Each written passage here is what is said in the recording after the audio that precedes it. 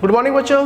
तो last lecture में हमने एक्सियल पॉइंट देखा था और एक्सियल पॉइंट के में हमने एक टॉपिक लिया था electric field intensity due to electric dipole at the axial point, ठीक है।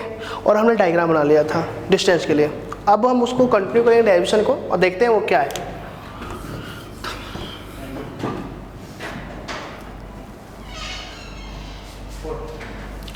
बच्चों अब जो हमारा टॉपिक है वो है, ठीक है, वो टॉपिक हमने कल बता दिया था लास्ट डे। अब हम जो टॉपिक ले रहे हैं उसका डायग्राम बना लेता हूँ मैं। पहले डायग्राम अगर बनाता हूँ क्योंकि डेरिवेशन बहुत बड़ी है तो थोड़ा सा सही से करना पड़ेगा इसको।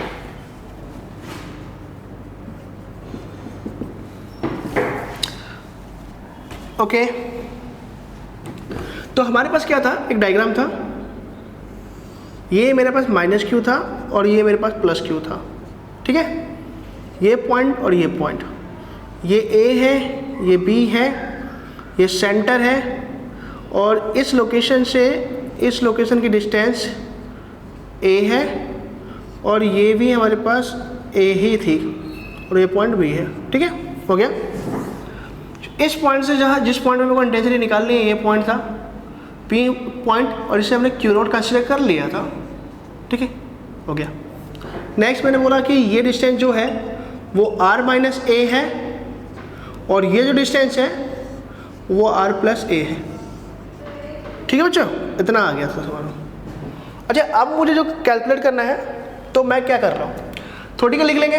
कंसीडर क्या लिखेंगे अगर थ्योरेटिकल लिखना है, consider a dipole A and B, ठीक है, which having the charge Q, ठीक है, and we want to calculate the electric field intensity due to dipole which located at the distance R, ठीक है ना। तो मुझे जो R डिस्टेंस पर लोकेटेड पॉइंट है उस पर इंटेंसिटी कैलकुलेट करना है। थोड़ी जरा लिख ले लेंगे अपन, कोई मैटर नहीं करता। तो अब मुझे क्वेश्चन करना है, पहले मुझे इसके कारण निकालना है इसमें। तो consider electric field intensity due to plus Q charge on Q naught पर निकालना है, ठीक है बच्चों। And consider electric field intensity due to plus Q charge on Q naught as E1 है।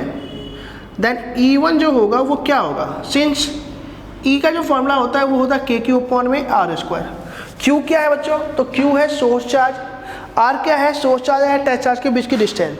मैंने पहले लेक्चर में जब हमने बात की थी उनमें तो उन लेक्चर में बता दिया था कि इंटेंसिटी जो सोर्स चार्ज पर डिपेंड करती है, टच चार्ज पर डिपेंड नहीं करती है। तो यहाँ पर टच चार्ज क्या ले रहे हो मैटर नहीं करेगा, वो सिर्फ डायरेक्शन देखने के लिए कि किधर डायरेक्शन है, ठीक है। तो देखो आप फॉर्मूला ये ना लिखा मैंने, K लिखा, चार्ज है प्लस Q, लिख दिया Q। अब अगर मुझे इससे इस पॉइंट पे इंटेंसिटी निकालनी है तो डिस्टेंस मुझे चाहिए ना R लूँगा ना R प्लस ए लूँगा ना ए लूँगा, मैं लूँगा R माइनस ए, क्योंकि R जो होता है, जो ये फॉर्मूला R है वो होता है सोर्स चार्ज और टच चार्ज के बीच में डिस्टेंस। तो सोर्स है ये रहा, इंटेंसिटी इस पर कैलकुलेट करनी है तो टच चार्ज यहाँ पर है, ये होगा R माइनस ए। लिख दिया मैंने, R माइनस ए का होल स्क्वायर लिख दिया। चल अब R माइनस ए का होल स्क्वायर तो लिख दिया मैंने, ठीक है। डायरेक्शन क्या होगी, देखो हम जो सॉल्व कर रहे हैं वो स्केलर फॉर्म कर रहे हैं, वेक्टर फॉर्म नहीं कर रहे हैं हम। इसलिए कई टीचर जो है आपको बोलेंगे कि इसमें वेक्टर कहाँ है। हम जो सॉल्व कर रहे हैं वो स्केलर फॉर्म है, वेक्टर फॉर्म सॉल्व नहीं कर रहे हैं हम। अगेन ध्यान रखना माइंड में, कौन सा सॉल्व कर रहे हैं, स्केलर फॉर्म। इसलिए वेक्टर के टर्म की बात नहीं करेंगे। बट हमें ये बताना, अगर आप स्केलर फॉर्म सॉल्व करते हो, बट स्केलर फॉर्म किसका, वेक्टर टर्म का। इंटेंसिटी एक वेक्टर है और वेक्टर का आप स्केलर फॉर्म में सॉल्व, जैसे मैं बताया था फोर्स, तो सिंपली फोर्स कुलैम्ब फोर्स हमने F equal to KQ1 Q2 upon में R² लिख दिया था। बट अगर वेक्टर फॉर्म लिखा था तो हमने लिखा था KQ1 Q2 अपॉन में R12 का होल स्क्वायर और R12 का कैप, है ना, ये लिखा था। समझ में आ रहा है नहीं आ रहा, कि अगर हम स्केलर फोर्स एक वेक्टर है बट हमने इसको फोर्स को हमने ये लिखा था कुलैम्ब फोर्स में, बट जब हमने वेक्टर फॉर्म किया तो हमने ये लिख दिया R21 का स्क्वायर R21। तो आपका मैटर ध्यान रखेगा कि ये भी फोर्स है, कुलैम्ब फोर्स है, ये भी फोर्स है, बट ये वेक्टर फॉर्म है और ये स्केलर फॉर्म है। तो आप किसी वेक्टर को वेक्टर फॉर्म में और स्केलर फॉर्म में सॉल्व कर सकते हो। तो हम अभी सॉल्व जो कर रहे हैं इलेक्ट्रिक फील्ड इंटेंसिटी जो कि एक वेक्टर है उसको स्केलर फॉर्म में सॉल्व कर रहे हैं, ठीक है। तो डायरेक्शन बताना हुआ। तो जब भी स्केलर फॉर्म सॉल्व कर रहे हो तो आपको डायरेक्शन देखना होता है कि डायरेक्शन है क्यों, क्योंकि हमें स्केलर फॉर्म में से प्लस और माइनस करना होता है। देखो तो ये प्लस का है, ये प्लस का है, टच चार्ज ऑलवेज प्लस का होता है, तो ये इसको रिपेल करेगा किधर, तो इधर करेगा। तो E1 की डायरेक्शन इधर होगी, मीन टुवर्ड AP, तो टुवर्ड AP। समझ में आया क्या कि इसका जो डायरेक्शन होगा वो टुवर्ड्स AP होगा। ठीक है, आगे इतना। नेक्स्ट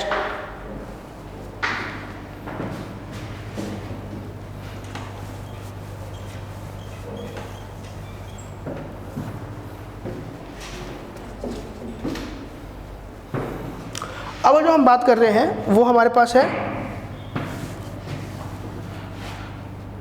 ओके,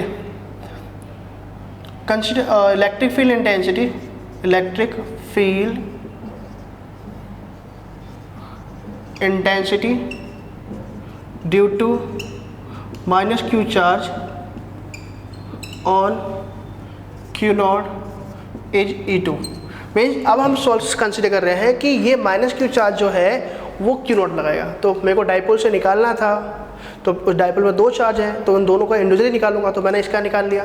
तो जब मैं इसका कैलकुलेट करूंगा तो फॉर्मूला तो यही है। तो इस बार जो Q आएगा वो माइनस Q आ जाएगा। सोर्स चार्ज जो फोर्स लगा रहा है, इंटेंसिटी लगा रहा है, वो माइनस Q है, और जो डिस्टेंस है वो लूँगा R+A। ये सब नहीं लूँगा क्योंकि भाई इसके और इसके बीच में फोर्स लग रहा है, इंटेंसिटी लग रही है, तो डिस्टेंस मैं यही तो लूँगा R+A। ठीक है, तो आएगा, अब आएगा E2 equal to K minus Q upon में R+A का होल स्क्वायर। एंड अब ये जो नेगेटिव चार्ज है, जहाँ पर जो टेस्ट चार्ज है वो पॉजिटिव है, तो उसको अट्रैक्ट करेगा या रिपेल करेगा, तो आंसर है अट्रैक्ट करेगा। इसलिए E2 की जो डायरेक्शन होगी वो इधर की तरफ होगी, E2 मतलब P से B की तरफ, तो टुवर्ड्स PB, तो इसकी डायरेक्शन होगा टुवर्ड्स PB। तो यही चीज़ मैंने बोला था कि आपको ये ध्यान रखना है कि हम Q0 क्यों लेते हैं, टच चार्ज क्यों लेते हैं। टच चार्ज इसलिए देते हैं, हम देखना है कि स्केलर फॉर्म में जब आपको सॉल्व करना है तो आपको डायरेक्शन ध्यान रखना पड़ेगा। अगर सेम डायरेक्शन है तो ऐड कर दो, और डिफरेंट डायरेक्शन है तो सब्ट्रैक्ट कर दो, नेट के लिए। ये आ गया। अब मुझे क्या निकालना है, अब मुझे निकालना है नेट इलेक्ट्रिक फील्ड इंटेंसिटी। ठीक है, देखते हैं। तो बच्चों मुझे जो नेट इलेक्ट्रिक फील्ड इंटेंसिटी निकालना है, बट एक चीज़, जब भी आप स्केलर फॉर्म सॉल्व करो, क्या करो, स्केलर, आप यहाँ से देखो कि आपका जो ये आया है E2 जो आया है वो ये है माइनस KQ अपॉन में R+A का होल स्क्वायर आ रहा है। ये नेगेटिव क्या बताता है, तो स्केलर फॉर्म में नेगेटिव पॉजिटिव जो ये यहाँ पर जो नेगेटिव पॉजिटिव आ रहा है, इसी पॉजिटिव में आ रहा है, ये नेगेटिव आ रहा है, ये जस्ट डायरेक्शन बता रहा है कि अगर पहले की E1 प्लस है और इसकी माइनस है, तो ये बता रहा है कि दोनों की डायरेक्शन अपोजिट है। तो वो तो हम पहले ही देख चुके हैं कि दोनों डायरेक्शन अपोजिट है, और हमें जब स्केलर करते हैं तो वो मैग्नीट्यूड फॉर्म सॉल्व करते हैं। कौन सा, मैग्नीट्यूड, इसलिए हमें इसको मोड लेना पड़ेगा। तो स्केलर फॉर्म हमेशा मैग्नीट्यूड बताता है, ध्यान रखना। इसलिए मैग्नीट्यूड के लिए हम इसको, मैग्नीट्यूड क्या होता है, जैसे कि +1 है और -1 है, तो इन दोनों का मैग्नीट्यूड 1 ही है, ध्यान रखना, मैग्नीट्यूड 1 ही है। साइन नेचर ये बोलता है ये +1 का है, ये -1 का है, ये माइनस का है, ये प्लस का है, ये नेचर है, बट मैग्नीट्यूड दोनों का सेम है। तो हमने ले लिया, मोड ले लिया, और मोड 2 जो E2 आ गया वो कितना आ गया बच्चों, वो आ जाएगा, इसको अगर मोड लेते हैं हम तो ये आ जाएगा KQ अपॉन में R+A का होल स्क्वायर। आई होप आपको समझ में आया हो। तो हमारे पास जो E2 आया है, वो आया है KQ R+A का होल स्क्वायर। ठीक है, ये है इक्वेशन नंबर,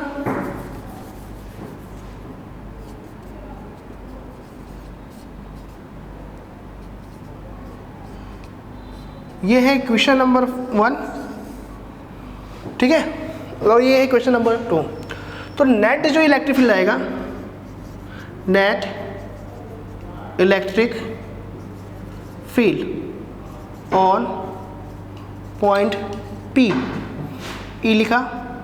बच्चों क्या +Q के कारण डायरेक्शन E की इधर है, -Q के कारण इधर है, तो दोनों की डायरेक्शन सेम है या अपोजिट है, तो नो डाउट डायरेक्शन जो है वो अपोजिट है। और डायरेक्शन अपोजिट है मतलब नेट सब्ट्रैक्ट होके आएगा, बट सब्ट्रैक्ट किस में से किसको करोगे? तो भाई प्लस क्यू क्लोज था, डिस्टेंस कम है, तो इसके अकॉर्डिंग आपको साफ क्लियर, क्योंकि दोनों का इंटेंशन निकाले, क्यू तो दोनों का मैग्नीट्यूड तो सेम ही है, डिस्टेंस ही तो अलग है ना। तो ये अगर पास में है इसके, तो ये प्लस क्यू क्यू नॉट पर इंटेंसिटी ज़्यादा लगाएगा, और माइनस क्यू काफ़ी दूर है तो ये इस पर इंटेंसिटी कम लगाएगा। इंटेंसिटी एक टाइप का फोर्स ही है, वो अमाउंट ऑफ फोर्स बताता है पर यूनिट चार्ज। तो ये क्यू इस पर फोर्स और इंटेंसिटी ज़्यादा लगाएगा, ये माइनस क्यू इस पर कम लगाएगा। तो प्लस क्यू के कारण जो इंटेंसिटी था वो था E1, और माइनस क्यू के कारण जो था वो था E2, ठीक है। इसलिए हम लिखेंगे E equal to E1 minus E2 लिखेंगे। तो E equal to E1 minus E2 लिखने वाले हैं। तो अब आंसर हमारे पास क्या आएगा? E1 इक्वल टू के क्यू आर माइनस ए का होल स्क्वायर माइनस के क्यू आर प्लस ए का होल स्क्वायर, ठीक है, ये लिख दिया। अब इसको हमें सिंप्लीफाई करना है, और करते हैं सिंप्लीफाई। क्या आता है इसका आंसर देखते हैं। तो बच्चों जो इसका सिंप्लीफाई करके जो आंसर आएगा वो ये है कि E इक्वल टू के क्यू कॉमन लिया हमने, और ये आया 1 अपॉन आर माइनस ए का whole square minus 1 upon R plus A का होल स्क्वायर। क्या इतना आया सर में? Okay, next E1 equal to, अच्छा इन दोनों का मैं एलसीएम ले रहा हूँ, तो एलसीएम क्या आएगा? R1 माइनस ए का होल स्क्वायर और R प्लस ए का होल स्क्वायर आ जाएगा, ठीक है बच्चों। R माइनस ए के होल स्क्वायर से R माइनस ए का होल स्क्वायर कट जाएगा, बचेगा क्या? R प्लस ए का होल स्क्वायर। तो R प्लस ए का होल स्क्वायर, क्योंकि इससे ये कट जाएगा तो ये बचेगा रिमेनिंग, और इसको 1 से मल्टीप्लाई करेंगे तो ये का ये रहेगा। देन माइनस अप्लाई किया, R प्लस ए के होल स्क्वायर से R के प्लस ए का होल स्क्वायर कैंसिल हो गया, बचेगा कितना? R माइनस ए का होल स्क्वायर, और इसको 1 से मल्टीप्लाई कर देंगे तो R माइनस ए का होल स्क्वायर आ गया, ठीक है। तो अब मैं इसको सिंप्लीफाई करूँ तो E इक्वल टू जो आएगा, अब क्या आएगा? सिंप्लीफाई करते हैं, सॉरी यहाँ पर जो के कॉमन था उसको भी ले लेते हैं अपन, ठीक है। तो E इक्वल टू के क्यू कॉमन लिया था अपने, तो के Q R square plus A square plus 2RA, ठीक है बच्चों। अब मैं एक स्टेप डायरेक्ट ले रहा हूँ, ये इसको ओपन करोगे तो R square plus A square minus 2RA आएगा, बट आउटसाइड माइनस है तो जो पॉजिटिव है वो नेगेटिव, जो नेगेटिव है वो पॉजिटिव आ जाएगा।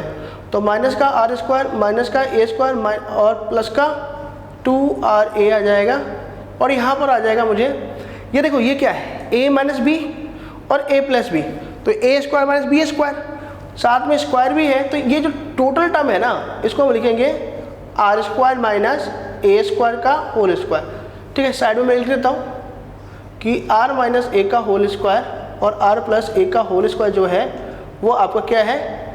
R square minus A square का होल स्क्वायर है। क्या इतना सर मैं आया? ओके, आगे करते हैं।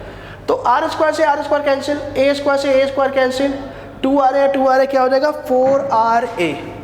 तो हमारे पास जो E आया वो आया के क्यू 4RA अपॉन में R square minus A square का होल स्क्वायर। क्या ये समझ में आया आप लोगों को? ओके, बट कई बार हमें जो टॉपिक करवाया जाता है वो इससे आगे का सॉल्व करवाया जाता है। अब वो टॉपिक क्या है, उस टॉपिक की हम बात करते हैं। क्या पॉइंट है वो पॉइंट ये है कि सोचो आप एक बात कि ये डाइपोल है, मैं थोड़ा यहाँ पर डायग्राम बनाकर दिखाता हूँ आपको। अगर सोचो आप यहाँ पर लोकेशन देखो, ये अगर मैंने ये डाइपोल ले लिया प्लस क्यू माइनस क्यू, एक पॉइंट मैं यहाँ ले रहा हूँ, ये सेंटर है, ये ए है, ठीक है, ये तो मेरे पास ए है, तो और ये भी मेरे पास ए है। अगर मैं ये पी पॉइंट यहाँ पर लेता हूँ एक्सियल पॉइंट, तो ये है आर, ठीक है ना। अगर आपने एक डाइपोल ले लिया है तो उसका ए तो आपने फिक्स कर दिया है, बट टेस्ट पॉइंट आप कहीं भी ले सकते हो। मैं पॉइंट यहाँ ले सकता हूँ, यहाँ पे ले सकता हूँ, यहाँ पर ले सकता हूँ और इधर ले सकता हूँ। तो आर तो कुछ भी होता जा सकता है, बट ए आपने अगर डाइपोल फिक्स कर दिया तो ए फिक्स कर दिया। तो उस केस में क्या होता है कि हम ये कंसीडर करते हैं कि आर हायर देन ए, तो आर स्क्वायर और भी हायर देन हो जाएगा ए स्क्वायर, ठीक है। तो ए स्क्वायर को हम कंसीडर कर लेते हैं 0। क्या कंसीडर कर लेते हैं? 0। अब ये 0 क्यों करते हैं उसका रीज़न भी बता देता हूँ। कंसीडर कर लो आप, इस क्वेश्चन को देखना ध्यान से, ये टॉपिक है कि r की वैल्यू है 100 और a की वैल्यू है 1, तो r स्क्वायर हो गया कितना 10,000 और a हो गया 1 ही रहेगा। ठीक है, तो अगर मैं R square minus A square निकालता हूँ तो R square minus A square हो जाएगा, R square minus A square हो जाएगा 9999। मीन्स अगर यही क्वेश्चन में देता 9999 या कुछ और थोड़ा ले देता तो स्क्वायर सॉल्व करना उसका बहुत कॉम्प्लिकेटेड हो जाता, मतलब कैलकुलेशन लंबा चौड़ा हो जाता है। तो सिंपल भी लिया है तब ऐसा है। ठीक है, बट अगर 99 का स्क्वायर करो और मैं ए स्क्वायर को 0 कर दूं और सिर्फ आर स्क्वायर करता तो आर की वैल्यू ये है ना, तो इसका अगर मुझे स्क्वायर करना होता तो वो तो सिंपल हो जाता 10 की पावर 8, कैलकुलेशन में कॉम्प्लिकेशन आती नहीं है ना। तो दो रीजन था कि एक तो क्या है आर बहुत ज़्यादा हो सकता है और ए फिक्स होता है, आर आप चेंज कर सकते हो। तो उस केस में, या दूसरा case R square minus A square करना सॉल्व करना मुश्किल है कंपेयर टू आर स्क्वायर के स्क्वायर इसका सॉल्व करना बहुत मुश्किल हो जाएगा। तो हम क्या करते हैं, इस ए स्क्वायर को 0 कंसीडर कर लेते हैं। आई होप समझ में आ रहा होगा कि अगर ए स्क्वायर 1 है और आर स्क्वायर 10,000 है तो इन दोनों का R square minus A square निकालोगे तो 9999 का होल स्क्वायर ये आएगा, कॉम्प्लिकेशन बढ़ जाएगी। और मैं सिर्फ क्या करूँ, अगर 10,000 से 1 सब्ट्रैक्ट भी करता हूँ तो 999 आएगा, तो ज़्यादा डिफरेंस तो आया नहीं। अगर ज़्यादा डिफरेंस आया नहीं तो मैं सिंपल आर का स्क्वायर कर लूँ ना, ए स्क्वायर को हटा दूँ, कॉम्प्लिकेशन रहेगी नहीं। इसलिए क्या किया जाता है, ए स्क्वायर को 0 कंसीडर कर लिया जाता है। आपको ये समझ में आ रहा होगा शायद। ओके, नेक्स्ट पॉइंट देखते हैं।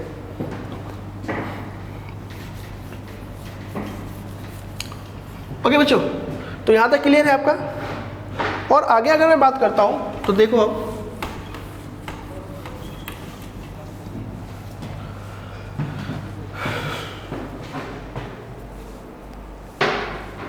बच्चों मैं ये जो मैंने लिखा है आर माइनस ए का whole square are plus A का स्क्वायर यहाँ पर जो लिखा है इसको मैं रब कर देता हूँ, थोड़ा मेरे को यूज करना है इसको। तो मैं यहाँ पर थोड़ा सा इसको आपने शायद लिख लिया होगा, लिख लेना है इसको। ठीक है, मैं रब कर रहा हूँ इसको। ठीक है, अब देखते हैं अब आगे। तो अगर ए स्क्वायर आपका 0 है, क्या है ए स्क्वायर 0 है, तो उस केस में ये 0 हो गया, तो आर स्क्वायर का स्क्वायर बचेगा।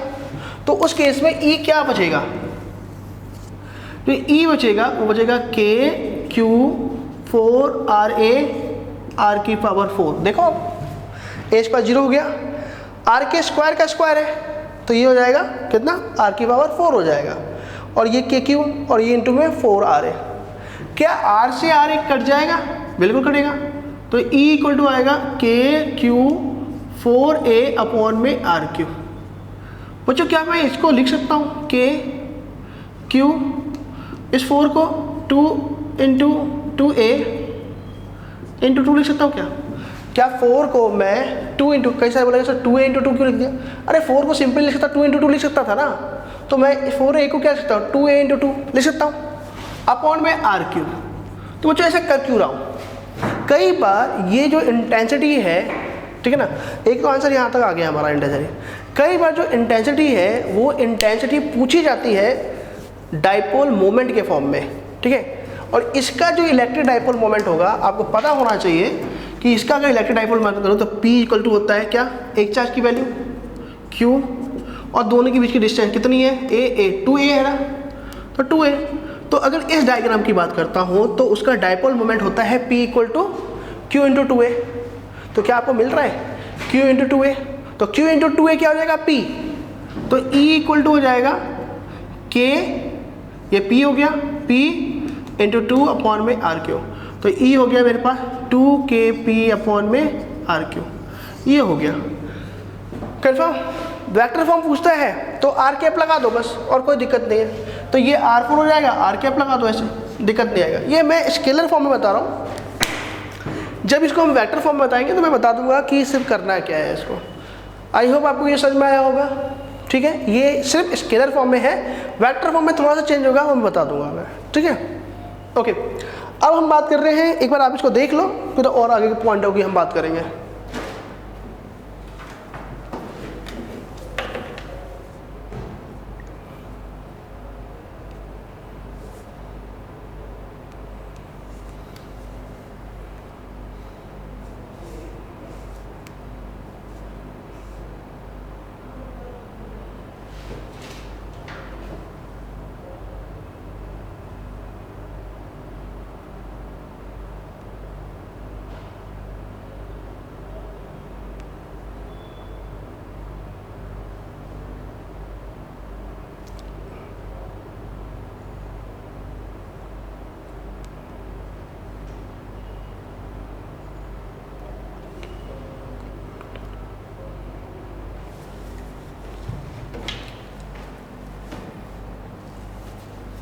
इसको मैं रब कर रहा हूँ आपका अगेन।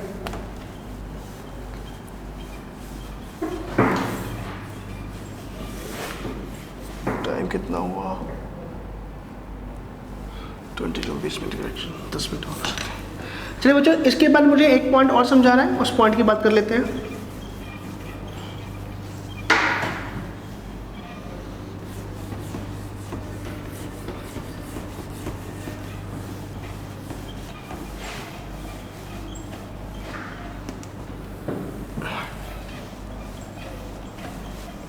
बच्चों एक पॉइंट होता है, जैसे कि इक्वेटोरियल पॉइंट, एक्सियल पॉइंट था, एक पॉइंट होता है इक्वेटोरियल पॉइंट, ठीक है। इक्वेटोरियल पॉइंट की बात कर रहे हैं हम। यह है निरक्षीय बिंदु। अब ये क्या है, डेफिनेशन तो हमने कर ली, ठीक है। ओके, निरक्षीय बिंदु क्या होता है? तो जैसे एक्सियल पॉइंट था वैसे ही इक्वेटोरियल पॉइंट पे भी इंटेंसिटी डायपोल से निकाली जाती है, डायपोल के लिए डिफाइन किया जाता है। तो यहाँ पे क्या चीज़ है, इक्वेटोरियल पॉइंट कहते किसको है वो देख लेते हैं। तो फर्स्ट थिंग, ये है एक डायपोल -q और ये +q, ये है इसका सेंटर O। अब इस पॉइंट से, सेंटर से जो पॉइंट पास होते हैं, सेंटर से जो लाइन पास होती है, उस लाइन पे कहीं पे भी कोई पॉइंट हो, इन पॉइंटों को बोलते हैं इक्वेटोरियल पॉइंट। समझ में आया क्या? कौन सा point? The point which lies on the date line, the point which lies on the date line which passes from the centre of the electric dipole. समझ में आया या नहीं आया? तो क्या बोलेंगे, इक्वेटोरियल पॉइंट क्या होता है?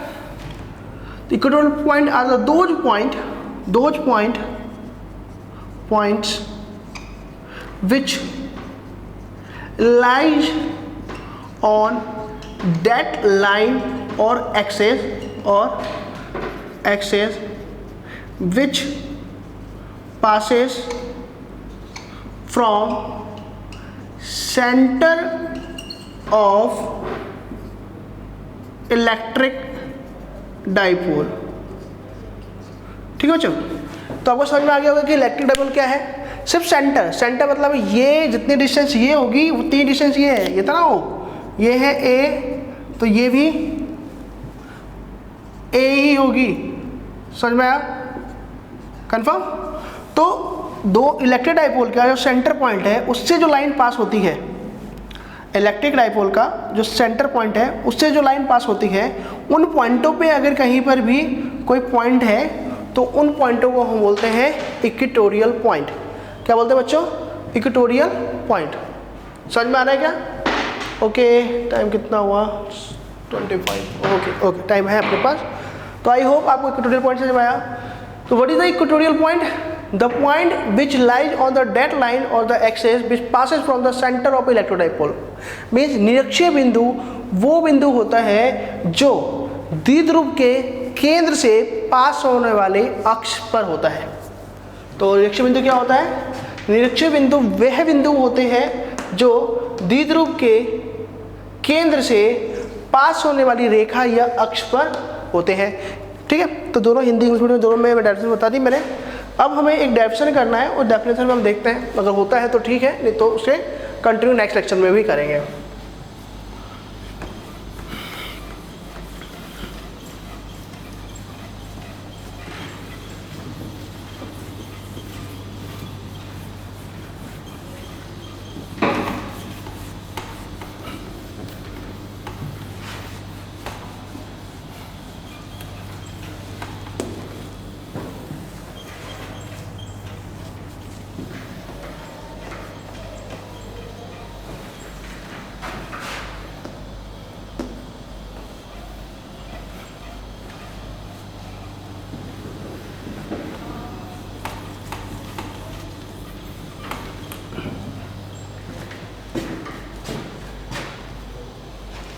ओके, हेडिंग क्या है बच्चों वो देख लेते हैं पहले।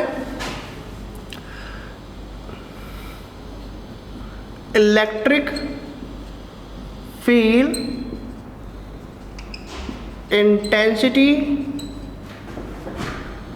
Due to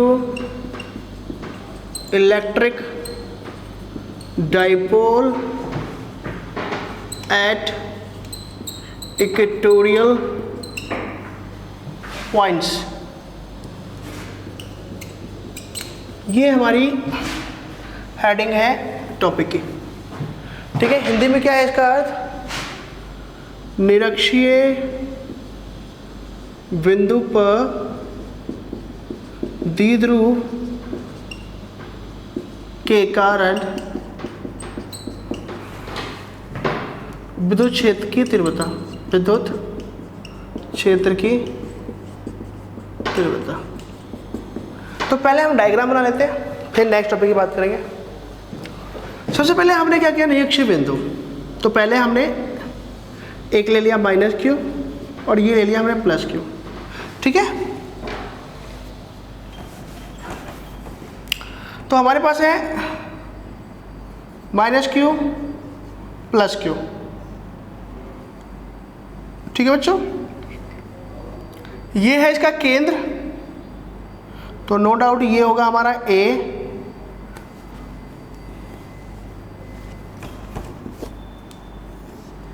minus Q plus Q, centre A, total कितना है 2a हो गया। एक पॉइंट हमने ये लिया निरक्षीय, देखो आप सेंटर से पास हो रहा है, कितनी डिस्टेंस ली, r ली हमने, ठीक है। अब हमने यहाँ पे कंसिडर कर लिया है Q नॉट। अच्छा, अब चार्ज बच्चों यहाँ पर है, तो ये चार्ज अगर मुझे इस डाइपोल से इंटेंसिटी निकालनी है इस पॉइंट पर, तो अगेन वही, इसमें 2 चार्ज है, प्लस क्यू है और एक माइनस क्यू है। तो ये प्लस क्यू इस पर क्या करेगा, थोड़ा सा और ढंग से दिखाने के लिए मैं आपको थोड़ा सा और बढ़ा देता हूँ।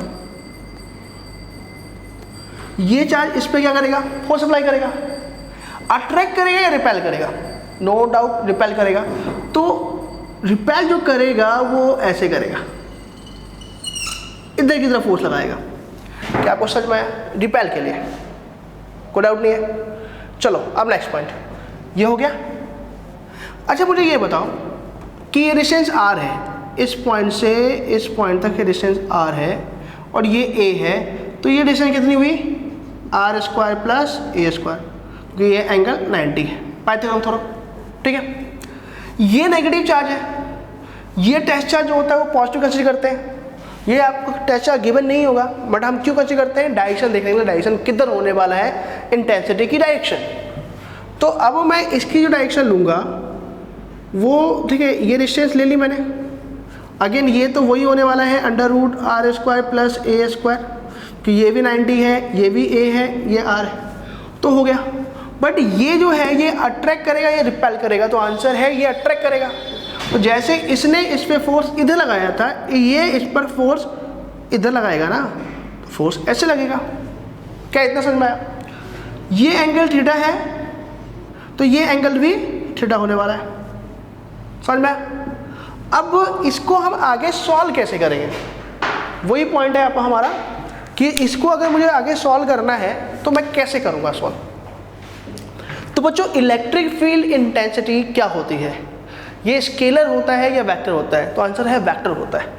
और जब भी कोई वेक्टर किसी एंगल पे अप्लाई होता है तो उसके कंपोनेंट बनते हैं, याद है आप लोगों को? देखो आप कि अगर मैंने बोला कि अगर एक फोर्स ऐसे लग रहा है F, मैंने पढ़ा रखा है आपको वेक्टर में ही, अगर ये फोर्स F है तो इसका ये जो कंपोनेंट होता है ये होता है F cos थीटा, और इसी फोर्स का ये जो कंपोनेंट होता है वो होता है F sin थीटा, बता रखा है ना, इधर यही होता है F sin थीटा और ये इसके इक्वल होता है F sin थीटा। मतलब फोर्स के कंपोनेंट में जाते हैं जब वो एंगल पे लगता है।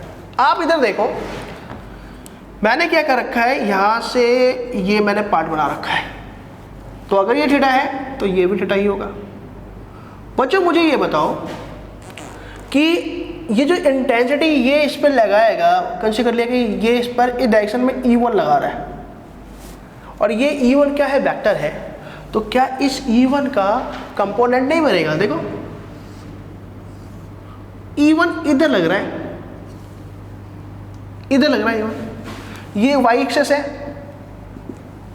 ये x एक्सेस है, और E1 इधर लग रहा है। तो अगर ये E1 देखो आप, अगर ये फोर्स होता F होता तो इधर F cos थीटा लगता, ऊपर की तरफ है इसलिए F sin थीटा लगता। समझ में आ रहा है क्या? हाँ है ना? इसलिए अब क्या होगा, मैं हिंदी हेडिंग रफ कर रहा हूँ थोड़ा सा स्पेस बनाने के लिए, ठीक है।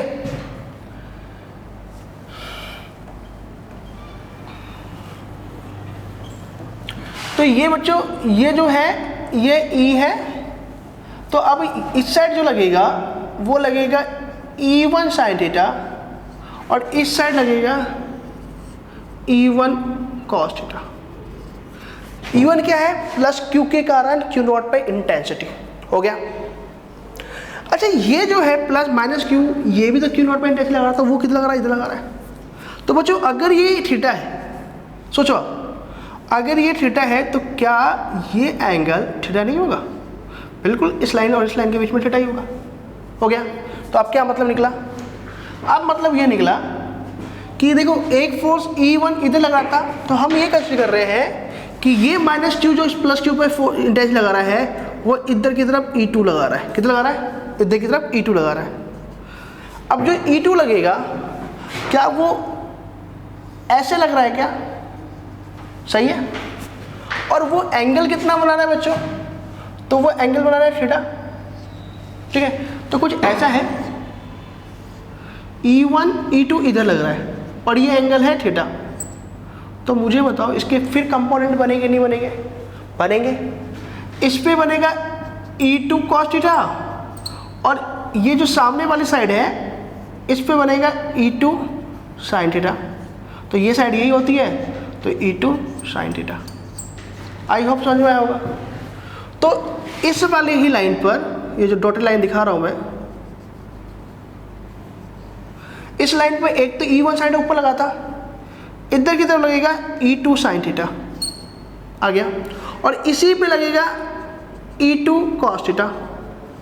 तो E1 E2 cos थीटा एक डायरेक्शन में लग रहे हैं, बट E1 sin थीटा ऊपर लग रहा है और E2 cos sin थीटा नीचे लग रहा है, ठीक है। अपन जो ये लेक्चर है, इस लेक्चर को आगे और कंटिन्यू करेंगे। तो फिलहाल मैंने क्या समझाया है वो मैं आपको बताता हूँ। प्लस Q इस Q नॉट पे इंटेंसिटी लगाएगा, फोर्स लगाएगा, और इंटेंसिटी डायरेक्शन वही होती है जो फोर्स की होती है। तो ये अगर प्लस Q इस पे फोर्स की डायरेक्शन लगाता तो इंटेंसिटी भी इधर लगता। हमने कैसे करी कि प्लस Q के कारण इस पर जो इंटेंसिटी लगेगी वो इधर लगेगी, वो है E1। अब ये जो माइनस Q है वो इसको अट्रैक्ट करेगा तो अपनी तरफ खींचेगा, तो वो इधर खींच रहा है, उसकी डायरेक्शन है E2। तो E1 भी एक एंगल पे लग रहा है और E2 भी एक एंगल पे लग रहा है, तो दोनों के कंपोनेंट बनेंगे। E1 ऊपर लग रहा है तो इसका साइन ऊपर जाएगा, कॉस इधर जा रहा है। E2 इस साइड जा रहा है तो x तो यही यूज होगा, बट नीचे डाउनवर्ड लग रहा है इसलिए E2 साइड होगा। तो E1 के भी कंपोनेंट बनेंगे और E2 के भी कंपोनेंट बनेंगे, और देन हम सॉल्व कर रहे हैं। अब नेक्स्ट जो डेरिवेशन अपनी होगी ये इस लेक्चर में आ नहीं पाएगा, आप ये चीज़ ध्यान रखना, ठीक है। उस लेक्चर में हम समझेंगे इसको। अब मैं उस नेक्स्ट लेक्चर में आपको ये नहीं बताऊंगा कि कंपोनेंट कैसे बना है। कंपोनेंट में बता दिया, कोई वेक्टर जब कोई भी वेक्टर हो, फोर्स हो, इलेक्ट्रिक फील्ड इंटेंसिटी हो, ठीक है, कोई सा भी फोर्स हो, उसके कंपोनेंट बनते हैं जब वो एंगल पे लगता है। और मैंने यहाँ पे ये टर्म आपको समझा दी है। तो भी नहीं आता, आप एक बार मैसेज करके मुझसे पूछ लीजिएगा। आज के लेक्चर में इतना ही। Thank you.